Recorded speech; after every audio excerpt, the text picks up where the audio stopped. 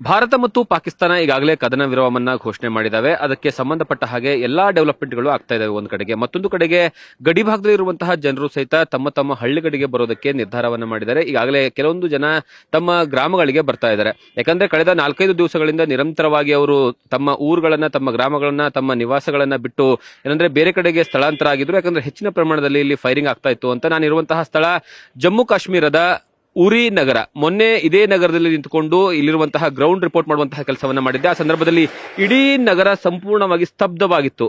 ಯಾರೇ ಒಬ್ಬ ವ್ಯಕ್ತಿಯೂ ಸಹಿತ ಇರಲಿಲ್ಲ, ಒಂದು ನಾಯಿಯೂ ಸಹಿತ ಈ ಜಾಗದಲ್ಲಿ ಇರಲಿಲ್ಲ. ಆದ್ರೆ ಈಗ ಪರಿಸ್ಥಿತಿ ಹೇಗಿದೆ ಅಂತ ನೀವೇ ನೋಡಿ. ಒಂದು ಸ್ವಲ್ಪ ಮಟ್ಟಿಗೆ ಜನರು ಓಡಾಡ್ತಿದ್ದಾರೆ. ವ್ಯಾಪಾರ ವಹಿವಾಟು ಸ್ವಲ್ಪ ಮಟ್ಟಿಗೆ ಸ್ಟಾರ್ಟ್ ಆಗಿದೆ. ಆದ್ರೆ ಪೂರ್ತಿಯಾಗಿ ಯಾವುದೇ ಕಾರಣಕ್ಕೂ ಸಹಿತ ವ್ಯಾಪಾರ ವಹಿವಾಟು ಸ್ಟಾರ್ಟ್ ಆಗಿಲ್ಲ. ಕೇವಲ ಬೆರಳೆಣಿಕೆ ಅಂಗಡಿಗಳು ಓಪನ್ ಮಾಡಲಾಗ್ತಾ ಇದೆ. ಬೆರಳೆಣಿಕೆ ಅಂಗಡಿಗಳು ಏನಂದ್ರೆ ತಮ್ಮ ಜೀವನವನ್ನ ಕಟ್ಕೊಳ್ಳೋದಕ್ಕೆ ಮತ್ತೆ ಮರಳಿ ಈ ನಗರಕ್ಕೆ ಬರ್ತಾ ಇದ್ದಾರೆ.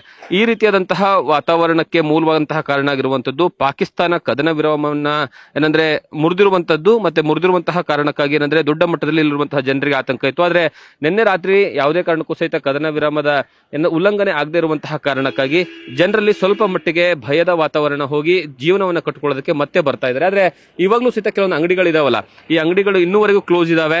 ಯಾವುದೇ ಕಾರಣಕ್ಕೂ ಸಹಿತ ಓಪನ್ ಆಗ್ತಾ ಇಲ್ಲ. ಯಾಕಂದ್ರೆ ಇನ್ನೂ 3 ದಿವಸಗಳ ಕಾಲ ಈ ಜಾಗದಲ್ಲಿ ರೆಡ್ ಅಲರ್ಟ್ ಅನ್ನ ಘೋಷಣೆ ಮಾಡಲಾಗಿದೆ. ಅಂದ್ರೆ ರೆಡ್ ಅಲರ್ಟ್ ಅಂದ್ರೆ ಯಾವುದೇ ಕಾರಣಕ್ಕೂ ಸಹಿತ ಜನರು ಹೆಚ್ಚಿನ ಪ್ರಮಾಣದಲ್ಲಿ ಈ ಒಂದು ಸ್ಥಳಕ್ಕೆ ಬರಬೇಡಿ, ಅನಿವಾರ್ಯತೆಗಳಿದ್ರೆ ಮಾತ್ರ ಏನಂದ್ರೆ ಈ ನಗರಗಳಿಗೆ ಬನ್ನಿ ಅಥವಾ ಈ ಹಳ್ಳಿಗಳಿಗೆ ಬನ್ನಿ ಅನ್ನುವಂತಹ ವಿಚಾರನ ಹೇಳಿದ್ರು. ಹಂಗೆ ನಿಮ್ಗೆ ಉರಿ ನಗರದ ಈಗಿನ ಸದ್ಯದ ಪರಿಸ್ಥಿತಿನ ತೋರಿಸುವಂತಹ ಕೆಲಸವನ್ನ ಮಾಡ್ತೇನೆ. ಜನರು ಸಹಿತ ನಿಮ್ಗೆ ನೋಡಿದ್ರೆ ಏನೋ ಓಡಾಡ್ತಿದ್ದಾರೆ. ಅಟ್ಲೀಸ್ಟ್ ಯಾರಾದ್ರೂ ಒಬ್ಬಿಬ್ಬರಾದ್ರೂ ಏನಂತಂದ್ರೆ ಬಂದು ಇಲ್ಲಿ ತಮ್ಮ ದಿನನಿತ್ಯದ ಜೀವನಕ್ಕೆ ಬೇಕಾಗಿರತಕ್ಕಂತಹ ವಸ್ತುಗಳನ್ನ ತೆಗೆದುಕೊಂಡು ಹೋಗುವಂತಹ ಕೆಲಸವನ್ನ ಮಾಡ್ತಿದ್ದಾರೆ. ಆದ್ರೆ ಇನ್ನೂ ಪೂರ್ತಿಯಾಗಿ ಈ ಮಾರ್ಕೆಟ್ ಓಪನ್ ಆಗಿಲ್ಲ. ಒಂದೊಂದು ಅಂಗಡಿಗಳು ಮಾತ್ರ, ಅಂದ್ರೆ ಅಲ್ಲೊಂದು ಇಲ್ಲೊಂದು ಅಂಗಡಿಗಳು ಮಾತ್ರ ನಿಮಗೆ ಕಾಣ ಸಿಗ್ತಾ ಹೋಗ್ತವೆ. ಅವು ಓಪನ್ ಆಗಿದಾವೆ. ಮತ್ತೆ ಜನರು ಸಹಿತ ಈ ನಗರಕ್ಕೆ ಬರ್ತಾ ಇದ್ದಾರೆ. ಬಸ್ಗಳಲ್ಲಿ ಏನಂದ್ರೆ ಬೇರೆ ಬೇರೆ ಕಡೆಗೆ ಶಿಫ್ಟ್ ಆಗುವಂತಹ ಕೆಲಸ ಮಾಡಿದ್ರಲ್ಲ, ಬಸ್ಗಳು ಸಹಿತ ಓಪನ್ ಆಗಿದಾವೆ. ಆ ಮೂಲಕವಾಗಿ ಬಸ್ಗಳ ಮೂಲಕವಾಗಿ ಈ ಊರಿಗೆ ಬರ್ತಾರೆ. ಅಂದ್ರೆ ಉರಿ ಅನ್ನುವಂತಹ ನಗರ ಏನಿದೆ, ಅತಿ ಹೆಚ್ಚು ಶೆಲ್ ದಾಳಿಗೆ, ಅತಿ ಹೆಚ್ಚು ಗುಂಡಿನ ದಾಳಿಗೆ ಏನಂದ್ರೆ ಎಫೆಕ್ಟ್ ಆಗಿರ್ತಕ್ಕಂತಹ ನಗರಗಳಲ್ಲಿ ಇದು ಒಂದು. ಈಗಲೂ ಸಹಿತ ಬಸ್ಸಲ್ಲಿ ಜನರು ಬರ್ತಾ ಇದ್ದಾರೆ. ಬಂದು ಏನಂದ್ರೆ ಅವರು ತಮ್ಮ ತಮ್ಮ ನಿವಾಸಗಳು, ಯಾಕಂದ್ರೆ ಬಹಳಷ್ಟು ಜನ ಹೋದಂತಹ ಸಂದರ್ಭದಲ್ಲಿ ಅವ್ರು ಹೇಳಿರುವಂತದ್ದು ಒಂದೇ, ನಮ್ಮ ಮನೆಗಳು ಹೇಗಿದಾವೆ ಗೊತ್ತಿಲ್ಲ. ಸದ್ಯ ಪೂರ್ತಿಯಾಗಿ ಮನೆಗಳನ್ನ ಡೆಸ್ಟ್ರಾಯ್ ಆಗಿರುವಂತದ್ದು, ಡೆಮೊಲಿಷ್ ಆಗಿರುವಂತದ್ದು, ಮತ್ತೆ ಅದ್ರ ಜೊತೆಗೆ ದಾಳಿಗೆ ತುತ್ತಾಗಿರುವಂತಹ ಮನೆಗಳು ಇನ್ನೂ ಇದಾವೆ.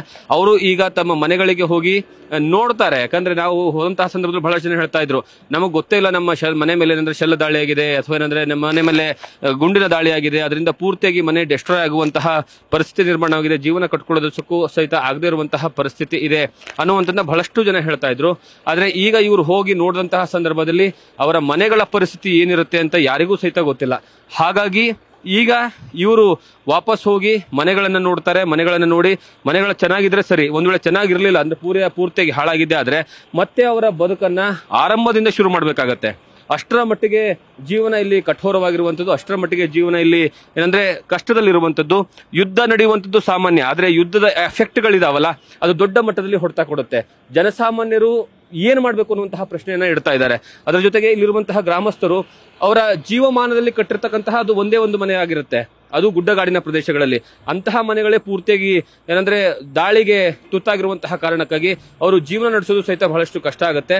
ಈಗ ಸ್ವಲ್ಪ ಮಟ್ಟಿಗೆ ಸಮಾಧಾನ ಅಂದ್ರೆ ಮಾರ್ಕೆಟ್ ಓಪನ್ ಆಗ್ತಾ ಇದೆ. ಮಾರ್ಕೆಟ್ ಓಪನ್ ಆಗಿದ್ರು ಸಹಿತ ಮುಂದಿನ 3 ದಿವಸಗಳ ಕಾಲ ಹೆಚ್ಚಿನ ಪ್ರಮಾಣದಲ್ಲಿ ಅಂದ್ರೆ ತುಂಬು ತುಳುಕಾಡ್ತಾ ಇರುವಂತಹ ಮಾರ್ಕೆಟ್ ಈಗ ಕೊನೆ ಪಕ್ಷ 1-2 ಅಂಗಡಿಗಳನ್ನ ಓಪನ್ ಆಗುವಂತಹ ಮೂಲಕವಾಗಿ ಒಂದ್ ರೀತಿ ಆಶಾಭಾವನೆ ಜನರಲ್ಲಿ ಮೂಡ್ತಾ ಇದೆ. ಈ ಆಶಾಭಾವನೆ ಸದಾ ಹೀಗೆ ಇರಲಿ ಅನ್ನುವಂಥದ್ದು ಸಹಿತ ನ್ಯೂಸ್ ಫಸ್ಟ್ ನ ಕಳಕಳಿ. ಯಾಕಂದ್ರೆ ನ್ಯೂಸ್ ಫಸ್ಟ್ ಬೇಡ್ಕೊಳ್ಳುವಂಥದ್ದು ಅದೇ. ಯಾಕಂದ್ರೆ ನಮಗೆ ಯುದ್ಧ ಬೇಡ, ಯುದ್ಧ ಬೇಕು ಅನ್ನುವಂತಹ ಪ್ರಶ್ನೆ ಒಂದ್ ಕಡೆ ಆದ್ರೆ ಗ್ರೌಂಡ್ ಅಲ್ಲಿ ನೋಡುವಂತಹ ಸಂದರ್ಭದಲ್ಲಿ ಪಾಕಿಸ್ತಾನಕ್ಕೆ ತಕ್ಕ ಉತ್ತರ ಕೊಡಿ ಅನ್ನುವಂಥದ್ದು ಎಲ್ಲರೂ ಸಹಿತ ಹೇಳ್ತಾರೆ. ಹಾಗಂದ ತಕ್ಷಣ ಏನಂದ್ರೆ ಈ ಭಾಗದಲ್ಲಿರುವಂತಹ ಜನರು ಹೇಳುವಂಥದ್ದು ಏನಂದ್ರೆ ಭಾರತ ಪಾಕಿಸ್ತಾನ ಯಾವುದೇ ನಿರ್ಧಾರಗಳನ್ನು ತೆಗೆದುಕೊಂಡ್ರು ಸಹಿತ ಭಾರತದ ಪರವಾಗಿ ನಾವು ನಿಂತ್ಕೊಳ್ತೀವಿ. ಆದ್ರೆ ನಮ್ಮ ಜೀವನದ ಪ್ರಶ್ನೆ ಏನು ಅಂತ ಬಂದಾಗ ಅವ್ರ ಹತ್ರ ಉತ್ತರ ಇಲ್ಲ. ಅವರು ಏನಂದ್ರೆ ಏನ್ ಮಾಡ್ಬೇಕು ನಾವು ಅನ್ನುವಂತಹ ಕ್ವಶನ್ ಮಾರ್ಕ್ ಅನ್ನೇ ಇಡ್ತಾ ಹೋಗ್ತಾರೆ. ಮತ್ತೆ ಸರ್ಕಾರಗಳು ಸಹಿತ ಏನಂದ್ರೆ ನಮಗೆ ಮನೆಗಳನ್ನ ಕಟ್ಕೊಡ್ತಾರೋ ಇಲ್ವೋ ಅನ್ನುವಂತಹ ಅನುಮಾನದಲ್ಲಿದ್ದಾರೆ. ಸ್ಥಳೀಯ ಆಡಳಿತ ಮಂಡಳಿ ಅವ್ರೇನಂದ್ರೆ ಈಗ ಒಂದು 4-5 ದಿವಸ ಇದು ಬೇರೆ ಕಡೆಗೆ ಇಟ್ಟು ಊಟ ತಿಂಡಿಯ ವ್ಯವಸ್ಥೆಗಳನ್ನ ಮಾಡ್ತು. ಆದ್ರೆ ಮುಂದೆ ಏನು ಅನ್ನುವಂತಹ ಪ್ರಶ್ನೆಗೆ ಇವಾಗಲೂ ಸಹಿತ ಯಾರ ಬಳಿಯೂ ಉತ್ತರವಿಲ್ಲ. ಇಂತಹ ಪರಿಸ್ಥಿತಿ ಇಲ್ಲಿರುವಂತಹ ಜಮ್ಮು ಕಾಶ್ಮೀರದ ಗಡಿಭಾಗದಲ್ಲಿರುವಂತಹ ಜನರ ಪರಿಸ್ಥಿತಿ ಆಗಿದೆ. ಆ ಕಾರಣಕ್ಕಾಗಿಯೇ ಆ ಒಂದು ಕೊನೆ ಪಕ್ಷದಿಂದ ಭಯದ ವಾತಾವರಣ ಹೋಯ್ತಲ್ಲ, ಭಯದ ವಾತಾವರಣ ಹೋಗಿ ಈಗ ಸಮಾಧಾನವಾಗಿ ಜೀವನವನ್ನು ನಡೆಸಬಹುದು ನಾವು, ಮುಂದಿನ ದಿನಗಳಲ್ಲಾದ್ರೂ ಇಂಥ ಪರಿಸ್ಥಿತಿ ನಿರ್ಮಾಣವಾಗದೇ ಇರಲಿ ಅನ್ನುವಂಥದ್ದು ಇಲ್ಲಿರುವಂತಹ ಜನರ ಕಳಕಳಿ. ಕ್ಯಾಮರಾ ಪರ್ಸನ್ ಅಶೋಕ್ ಜೊತೆಗೆ ಜಗದೀಶ್ ಕಾಶಂಪೂರ್, ನ್ಯೂಸ್ ಫಸ್ಟ್, ಉರಿ. ನ್ಯೂಸ್ ಫಸ್ಟ್ ನಿರ್ಭೀತಿಯಿಂದ ನಿಮ್ಮ ಪರವಾಗಿ.